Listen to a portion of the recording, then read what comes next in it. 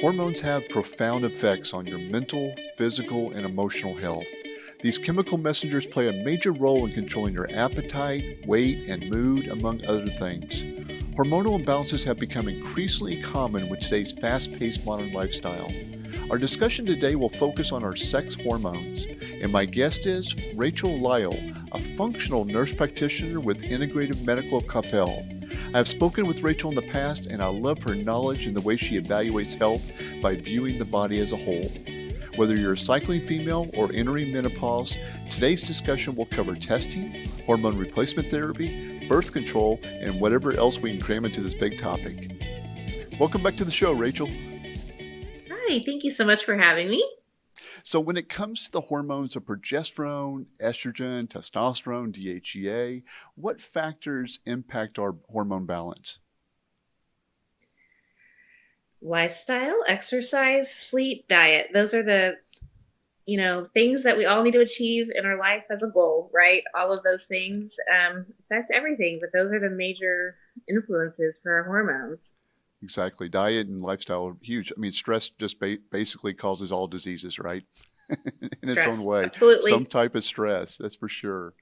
So what are some of the Yes. symptoms you see in your practice of hormone imbalance? Like in let's break it down into cycling females first. What kind of symptoms would you see with that? So cycling females, that when you just to clarify, when you say cycling females, those are going to be females starting their period around, age, 12 up to we're going to say like perimenopause. So Hmm. we'll say like mid 40s. We'll kind of do a blanket statement through there. Okay. So most common symptoms that these women are having are like mood swings, headaches are not uncommon, fatigue, irritability, um, bloating, heavy periods, lots of cramping, lots of bleeding, really tired, and even sometimes, well, a lot of times, anxiety will peak a lot too. Sure. Acne, yeah, weight gain too. Exactly. And what about going into the perimenopausal years? What So symptoms that's a really stand out there? exciting time. Yeah. So standout would be all of those that I just mentioned. Sometimes they get a resurgence of a little bit of acne. Hmm. But for those women, it's going to be a lot of times emotional irritability, right? Because their hormones are just so excited. Difficulty sleeping is probably one of the major concerns that may be associated with some hot flashes or not, but it's kind of this just like wake up in the middle of the night or have a hard time going to sleep, staying asleep, and sometimes some like change in energy levels for sure, and some Hmm. weight changes. That's kind of the big during the perimenopausal.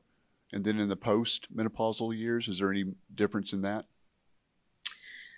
Um, Post-menopausal is a lot more about like energy, vitality feelings. So that can manifest more as lack of energy, sometimes even weight loss or weight gain, either one of those. Hair changes, skin texture changes just because there's not as much of those hormones as that there used to be.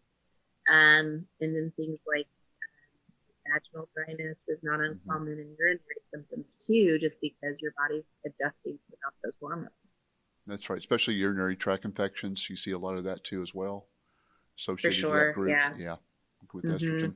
So what when they come into your office, what tests are you going to run on them that may be different than some of the other doctors are doing out there? Is there any different? Do you do mostly blood tests for hormones?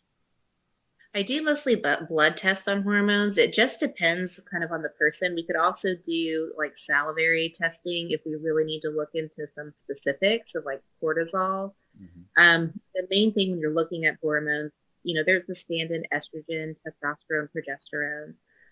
What's really the most important factor when you're talking about cycling females is the timing, right? If Hmm. I check you on day two of your cycle and then later on day, 20, what is that? It's totally going to be different. It's a big difference. So huge. So really, I try to tell people, let's do it the right way. Let's not check you today while you're here. We need to look at your cycles and track it. And I prefer to check people kind of like right at that luteal phase, like day 19 to 21. because that's really when you're seeing like a peak of your estrogen, a peak of your progesterone, and you can see the relationship between the two, like how high does your progesterone actually get and how high is your estrogen getting. So it gives you a lot of insight about the rest of the cycle versus checking someone every day, which is unreasonable. And then the huge thing that you mentioned earlier about stress is you have to check their cortisol and DHEA, for sure. Sometimes pregnenolone can be helpful too, as well as, they're all connected, right? Yeah. Thyroid, insulin, and, kind of go on with it. But those are And the that's basics for sure. that's what I love about what you're doing, Rachel. You're looking at the whole picture again. Not many, Yeah. again, I'm not jumping on doctors by any means, but I don't see enough doctors looking at that whole picture. I mean, how many doctors actually check for cortisol? And if they do, it's usually through blood, which is totally different than Hmm. salivary. Could you briefly Yeah. explain the cortisol test through the salivary side?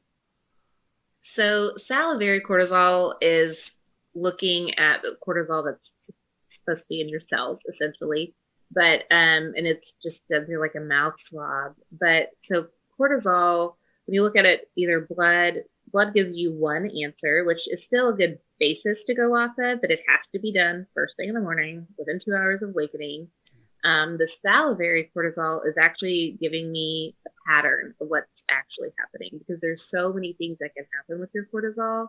It's that you're supposed to wake up, it increases the first 2 hours, and then it's supposed to kind of go down before you go to bed at night. I don't know if you can see my finger, That's right. I see your but finger. there's multiple ways that it can actually play out, and that's absolutely going to affect your hormones. It can be opposite, where it goes the other way and be totally wrong and explains some sleeping issues, or even worse, it can be just completely flat. And that is just as bad as it being flipped. Mhm. Um, and I think we'll talk it a little bit, but your cortisol is in the same steroid pathway as the rest of your hormones. So it will steal it from all of them, and cause a plethora of issues. Yes, it definitely would. I mean, cortisol is the magic word for me. I love talking about cortisol and how it impacts your hormones, and that's what another thing I really like about having you on the show today is that it's much bigger than just looking at progesterone and estrogen and putting you in a range or in a box. Because I see so many women who have all these symptoms, they go get their blood work tested, and because they're within range, the doctor says, "Well, you're normal." There's nothing wrong here. But you said a key word earlier, the relationship between progesterone and estrogens sometimes more Yeah. important than that range, and also when you test those hormones make a difference. So that's pretty unique. Not enough doctors are looking at it from that aspect, and I think that's so important. Yeah.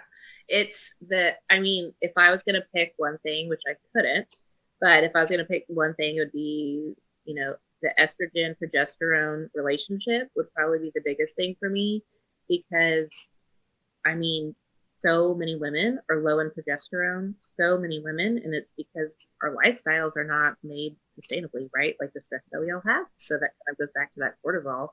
It does. And then, also environmental reasons why we're all low on progesterone, which progesterone is like the safest hormone ever. It's like calming, it attaches to your nervous system, it gives you like peace, happiness, good sleep, it decreases anxiety. And unfortunately, it's lower than it should be. And without that progesterone, your estrogen kind of becomes unabated, right? High estrogen is no good. That's where a lot of women can get those symptoms of like bloating, fullness, headaches, breast tenderness, Constipation. moodiness, constipation, all of that. Hmm. So progesterone is definitely your friend, and we need it to stay in Yeah, the body. we definitely do need it. You're exactly right, and I want to emphasize that point you just said is that it's cortisol that really can rob progesterone a lot of times, which is why so many people are low in it, or women especially. So Yeah. I definitely think the cortisol mechanism's a big player in I think they call it a pregnenolone steal from cortisol of trying Yep. to rob progesterone to Yeah. get what it needs. So it's so Yep. important to understand that cortisol relationship when it comes to progesterone and estrogen, that all these cases of, which we'll touch more into, of PCOS and endometriosis Yeah. and all these hormone imbalance issues going on can be started just with stress and cortisol issues, right? It's so true. And it's so hard to explain when you don't go down to the cellular level with people Yeah. of like, this is what stress does to your body, right? And I even, I'm like, I don't know if you're interested in this. I tell patients this, but I'll pull up the The demographic chart. of it. And I'm Mhm. like, look at this, like when you are stressed, this is what happens and it takes it away. And even though you're kind of getting into the biochemistry of it, having that visual is really helpful to look at it. It's confusing, but if you just see, like, hey, when you take this piece out, this is what you're left with, and it's taking from all of these, then it makes so much more sense, It sure does Um, when they have an understanding of it better, when you're able to show that visual cue, and that's why I talk about cortisol in every single seminar I do, because I think it plays such a yes. big part since we're all stressed out, we're all inflamed, and we're not eating good. Mm-hmm. All the 3 things that affect No. cortisol, right? So it's a Right. big issue. So let's move Yeah. into hormone replacement therapy. What's your Yeah. approach to hormone replacement therapy and why? So again, that's really patient specific. It depends on Mhm. what their beliefs are, what they're comfortable with. Where are your hormones? So it depends on the person. You have to look at it all. And my goal for people, if they want to talk about hormones, it's how bad are your symptoms? Where are your hormones? And is it worth the risk? Right? Like if you have some issues that are just, if they are debilitating your life and they are causing major stress, absolutely. Let's move forward, talk about it. And when we do that, what I would like, my goal would be, is to give you just enough hormone to make it bearable, right? Because that also mitigates your risk. Um, Other times, there's lots of ways. If you're not a good candidate or if you're not comfortable, there's lots of lifestyle interventions, nutritional interventions, and herbs have been the mainstay for years on treating these hormonal abnormalities too, and just even easing the symptoms. Because at the end of the day, hormonal changes are a natural part of life, so they're going to happen. Let's make it comfortable. And That's there's right. lots of natural ways to do that. There is. A lot of natural ways, and I'm not even against the medical side of it. When they need that extra progesterone and Yep. estrogen, that's totally fine. But I think Yep. one of the things I see that I think may be a problem in the medical community is that once they've given these people the hormones, they may not see them again for another year. And Oh that's a yeah. whole year of hormone replacement therapy. You don't know, things change, lifestyle changes, diet changes, stress changes. Yeah. So all those that impact Absolutely. the hormones, I can't imagine someone going way that long. So if you do the prescription route, how often are you having your clients come back for retesting? So, doing the prescription route generally, I mean, it takes about 6 to 8 weeks for it to really start kicking in, working well, noticing some changes. So, if we start on hormone replacement therapy, we're brand new out the gate, we start it, I'll recheck them in about 2 months. From then, depends on how you're doing. If we just hit the nail on the head, you're feeling great, then we'll push it out to about 4, Mhm. right? 4 is really a long, as long as I like to go, of 4 months, just because seasons change, life changes. And even if it's just a safety thing, let's just make sure it's really easy, just to double check and make sure it's good. It's only 3 times a year. So, Yeah, totally agree, Rachel. So you mentioned herbs and other supplements too. Do you use some nutrition alongside other protocols, whether you use HRT or not? yes, for sure. Um, You got any favorites for you like women, to use on it? yes, for sure. Favorites for sure. I have favorites. Like if it's just like plain Jane, which I see both conventional, alternative. I see a little bit of everyone. If someone's really like, oh, I don't know about taking herbs, my go-to, like if I can get them to take one thing, it's Vitex. It's been around Yes. forever. It's a little miracle berry. It's awesome. Little capsule, easy.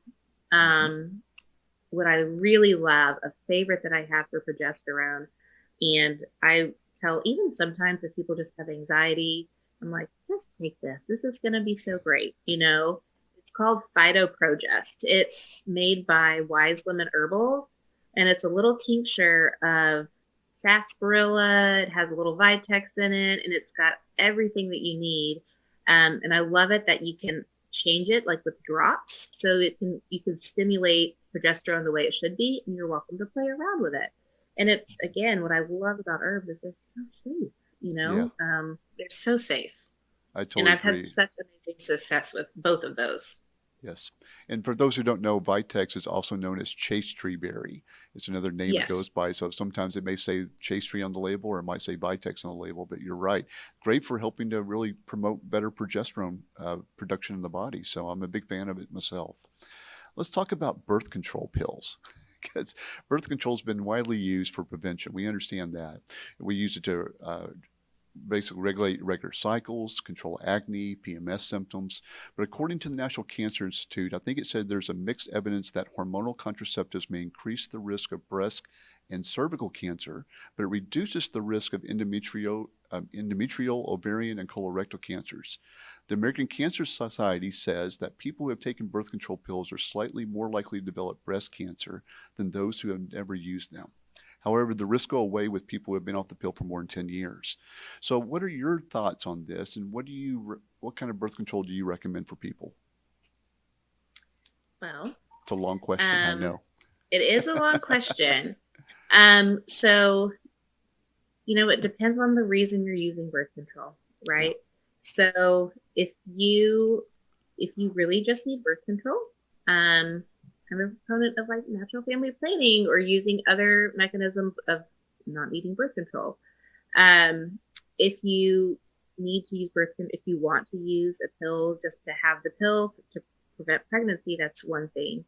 I'm not a huge fan of taking it to alleviate symptoms because those issues are still there. Yeah, Whether that's right. you're taking birth control or not, it's kind of normalizing it a little bit. Um, so I prefer not to use birth control if someone's willing to, look into things and see what's causing your irregular cycles, what's causing your heavy bleeding, what's causing your acne. I'd rather look into that. If they would rather not, I can do birth control because that's a standard of care, absolutely. So, But Rachel, are you if saying I, you just want to get to the root of the problem? Because yeah, I don't hear many people want to do that. They want the Band-Aid approach. Help me get rid of my acne now, right?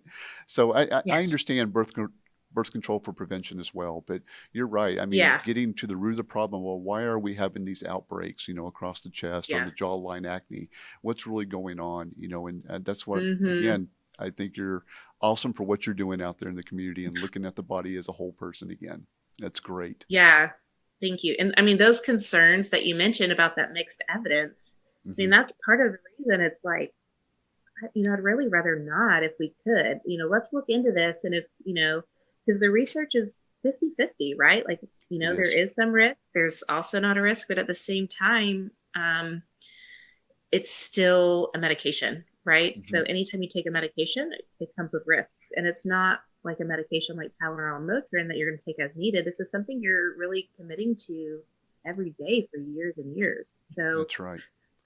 birth And for control that to me is just, yeah, exposure. long-term exposure, exactly, it can definitely, Yeah, I mean, you're messing with hormones naturally in the body doing ab- that. So absolutely. again, I Absolutely. understand prevention, but not for dealing acne or just those crampings or whatever we're dealing with on PMS symptoms. So I totally agree Mm-hmm. with you. And look at all the infertility cases that are popping up in America. And I know there's lots of theories out there of what's really going on. The CDC says that PCOS is one of the most common causes of female infertility and affecting about what 6 to 12% of women in America right now. That's over 5 million Yeah. people. That's crazy, and we see it Yeah. all the time. They also say that half those women develop type 2 diabetes by the age of 40. So, why do you think this is such a problem? Lifestyle, right?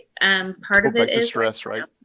lifestyle. It's but and I want to be careful saying that too because there is a Sure. lot of PCOS that is, you know, there are some epigenetics involved in Hmm. there that are really hard to turn off those genes, right? That's right. So there's multiple subsets of PCOS. That is a really tough a tough genre to talk about, really. It is. PCOS, we could, I'll for the purpose of this, I'll talk about your your typical PCOS that has to do with elevated insulin, elevated cholesterol, elevated body mass index. You have the hirsutism with like increased hair growth. For that purpose, we'll talk about this. But absolutely, what causes PCOS is essentially insulin resistance, right? Hmm. So it's that exposure to the decrease in phytonutrients, a decrease in fiber, an increase in carbs, simple carbs, sugar, fast food. And over time, and it really starts even in, toddlers and stuff, we get Yeah. so much more candy now and treats for everything. It starts early because even if they're a normal weight, right, what you're doing is you're still exposing their body to the sugar, right? Mhm. So it starts developing resistance. That's So, right. so you can totally be a normal weight and you've developed insulin resistance, right? Yeah. And then it just kind of changes as your hormones change and you get older, and that's how we're getting type 2, PCOS, and eventually infertility, right? Exactly. Exactly. And I think that's a big cause of it. You're right. It starts with diet. Exercise too, of course. We got to get moving to burn those sugars and the carbs that we're consuming, at least if we're going to be eating them that much. So I definitely agree Mm-hmm. that insulin resistance is probably the more common cause that we see out there, even though like you rightfully stated, epigenetics plays a part in it, toxins, there's a lot of other things that are involved in it. But I totally agree that if we can just understand how to control our blood sugar again and control insulin resistance side, it makes a big impact in our dietary side. So Absolutely. let's dive into the perimenopausal, menopausal years, the women experiencing that fatigue, the night sweats, the hot flashes, weight gain, dryness. What can you do for Mm-hmm. this group of women and explain what's going on in their body hormonally? So you name it, and it's happening hormonally. I love to show also a diagram. If you can imagine just like a zigzag like this is what's happening to you all the time, right? So your hormones are going up, they're going down, up, down. Maybe they're staying the same for a little bit, but basically your body is just trying to like, am I going to turn off these hormones? Am I going to keep making eggs and dropping them or not? So it's just switching. It's just like a little light switch, off and on, down, Yeah, off and on. So that's what's causing all of those symptoms. It's the relationship between your hormones, them going up and down, the body trying to figure out what's it going to do in the long term. yeah, yep. So, what's your favorite ways to address that? Those symptoms of, let's say, hot flashes, night sweats. What are you going to start with in trying to help them out? So some of it can actually be helped a lot by diet, like removing like different, you know, chemicals in your diet, removing a lot of processed foods. There's a lot of studies that show of other countries, not Mhm. America, they don't have those symptoms as bad because their diets are so different than ours. They're a lot more whole foods and fresh. If they're really bad, we touched a little bit on hormone replacement therapy. If they're just terrible and they're changing their sheets every night and it's just gross, they just can't survive. Hormones are absolutely reasonable in that case. That's right. Sometimes even doing herbs and supplements like a progesterone could help sometimes, and even doing things to balance your estrogen that's kind of going everywhere, like dim, eating Hmm. things like that. Or eating things, dim is a supplement which is a compound of cruciferous vegetables, Yep. so including like broccoli and cauliflower and all of those foods that can help a lot. Hmm. And then making sure you're getting those nutrients that you need to have healthy hormones, making sure, talked about that cortisol earlier, like if you know that this is happening, let's leave it alone as much as we can and not exacerbate it by like stealing your, hormones away with stress and cortisol. So a lot of it too is sleep. So it just, everyone has different lifestyles. What works for you. That's right. And they've even found that high cortisol at night suppresses a lot of sleep function or suppresses the melatonin production. So it's amazing how all that just Absolutely. interrelated, with each other. So you're right. You got to look at a lot of different variables that can create these hormone imbalance, starting with diet, nutrition, make sure we're sleeping. But of course, when we got Yeah. those hormone imbalances, they're not sleeping well already. So No. it's sometimes could be hard cases. I totally get it. So, what else can you do to help them feel energetic and vibrant again? I mean, like you said, is it just giving them the hormones, or are you just looking at the whole picture of diet, lifestyle, everything that we can change? So it's really everything, right? It's the whole body. Like you could do hormones, and that absolutely can change, make you feel vibrant, right? Because you have these hormones that you have when you're younger. That's right. A lot of what you can do too, just to help with like vibrancy, is your needs change. We talked about as you age, like your need for certain vitamins and minerals. It's like, let's take a look. Like, what are you eating? Because you really may be deficient in some of these things and it's not helping. Mhm. So, really looking at like phytonutrients and patient specific diet plans is very helpful to make them feel a lot better. You know, starting them on an exercise routine too, whether that's like low impact, is awesome because that is going to help build that like nice skeletal muscle, improve risk for osteoporosis. Again, you could do like energizing herbs that make you feel younger, like maca is great. That will Mhm. definitely give you a little kick in the morning. So there's lots you can do Yeah. as you get older and you want to feel your best. Yes. Also, Rachel, I would love to hear your opinion on something. When we have to use hormones, what do you feel is the best? I'm going to say, whatever way you want to describe it, between pellet therapy, creams, pills, all these different forms of hormones, or even compounding. What do you see the best results with out there? So I personally see the best results with injections because versus like a pellet, for example, which is really popular, Hmm. um, you can change it. Like once you put a pellet in, it's in there, right? Yeah, For the next 6 months, 9 months. that's right. How long is it going to last in your body? I don't know. So an injection, you can switch that up a little bit so that you have the ability to say, look, plus it's just once a week, right? So most times it's like once every 10 days, sometimes 14 days. But that way, if you take an injection and then you see an effect of it, the next few days, you can easily skip your next dose or we can push it up a That's little right. bit. So you have a lot more flexibility.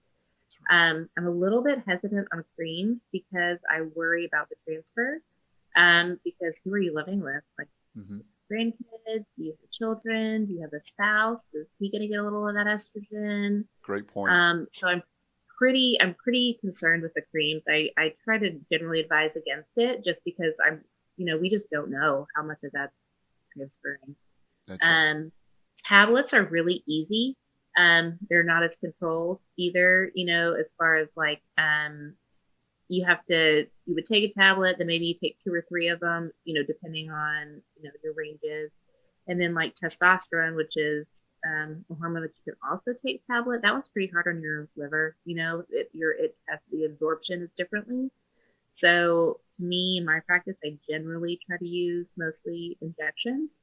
But it's also like if you're not comfortable with it, we could always come up with other, everyone's Get different, other but options. That's right. there's Exactly. other options. I Yeah. totally agree. I'm for the injections before all the other ones as well too, and being monitored in an appropriate amount of time too, not Oh, waiting for coming back sure. a Yeah. year later, right?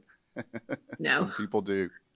Well, Rachel, I thank you so much for being on the show today. You're just a wealth of information, and I really admire you for really treating your patients as a whole person and not just looking at pieces of the puzzle. And that's what I really like about what you're doing. And I want to have you back. That's for sure. Thank you so much. It was awesome chatting with you. Well, that's going to do it for this episode of the Healthy Approach Podcast. If you like this podcast, help us spread the word by rating and sharing with your friends and family. If you'd like to learn more about your hormones, go to sunflowershop.com. That's shop with two P's and an E, or visit us at one of our 3 locations in the Dallas-Fort Worth area.